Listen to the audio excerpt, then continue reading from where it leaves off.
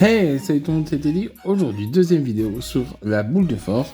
Je continue avec le livre Papy, raconte-moi la boule de force de Didier Serin. C'est parti.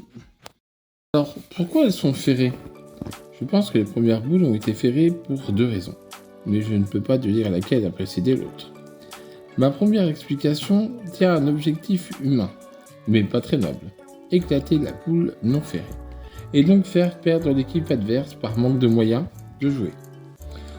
Reconnaissons que le moyen n'était pas très correct.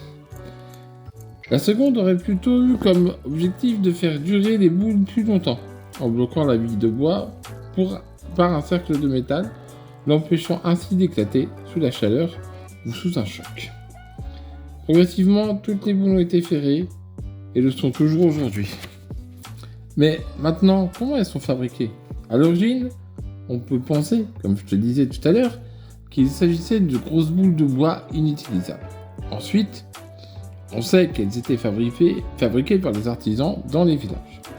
Le menuisier faisait la partie en bois, de demi-sphères chevillées à contre-fil, et le maréchal ferrant mettait le cerclage métallique en chauffant le fer pour pouvoir l'agrandir et cercler la pièce de bois à chaud. La boule ainsi ferrée était alors plongée dans l'eau pour que le fer se rétracte sur le bois, un peu comme pour fabriquer une roue de charrette. Ensuite venait un travail de finition autour pour bien adapter des ronds de bois et de fer.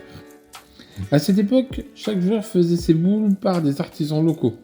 De cette manière, elles étaient adaptées à la main du joueur et c'est pour ça qu'on peut voir des anciennes boules de taille différentes. Est-ce qu'elles sont toujours fabriquées de la même façon? Pas vraiment.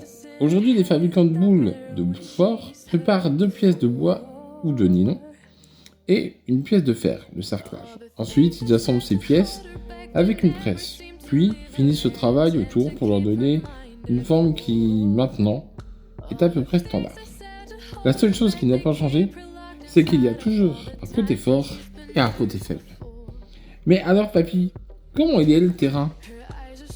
Tu vois, la tradition dit que ce jeu était pratiqué par les mariniers, dans le fond de leur bateau. C'est peut-être vrai, mais comme le fond des bateaux était maintenu par des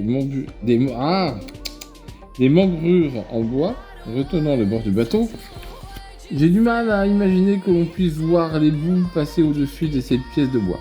Ce serait possible si les vaisseaux anciens avaient sur leur fond un plancher bien plat.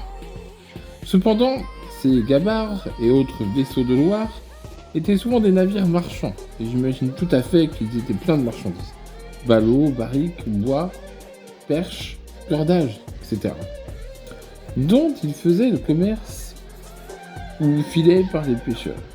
Il est donc difficile à croire que cela ait été possible. Par contre, ce jeu a dû certainement se jouer d'abord sur les bancs de sable, sur la Loire, et ou à côté des maisons. La taille des premières boules et phares a pu jouer le rôle de rouleau compresseur.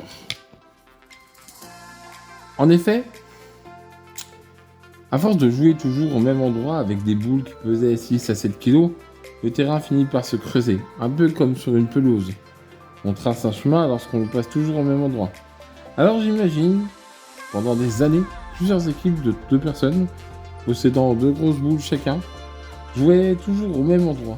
Et tu comprendras ce qui, à mon avis, a donné cette forme à la piste actuelle du jeu. En plus, les boules n'étaient pas parfaitement rondes, elles étaient certainement dues par leur trajectoire arrondie, tasser le terrain sur une très grande largeur. Ensuite, je pense que comme on a chacun de nombreux jeux de boules à côté d'auberges, les tenanciers ont dû recréer la forme de la piste pour garder près de chez eux la clientèle des joueurs. Oui, alors je comprends. C'est pour cela que l'on voit plein de maisons avec un dessin de boule de force peint sur la porte ou sur un panneau. Tu vois la différence de la pétanque que l'on peut jouer partout? La boule de force se pratique dans un bâtiment tout en longueur. Et voilà, c'est tout pour moi aujourd'hui. On s'arrête comme ça, c'est un peu brutal, mais bon, on a encore 2-3 vidéos à faire dessus. N'hésitez pas à vous abonner, laisser un like, un commentaire et à vous renseigner sur le jeu de boule de force si vous ne le connaissez pas. C'était Teddy. Merci.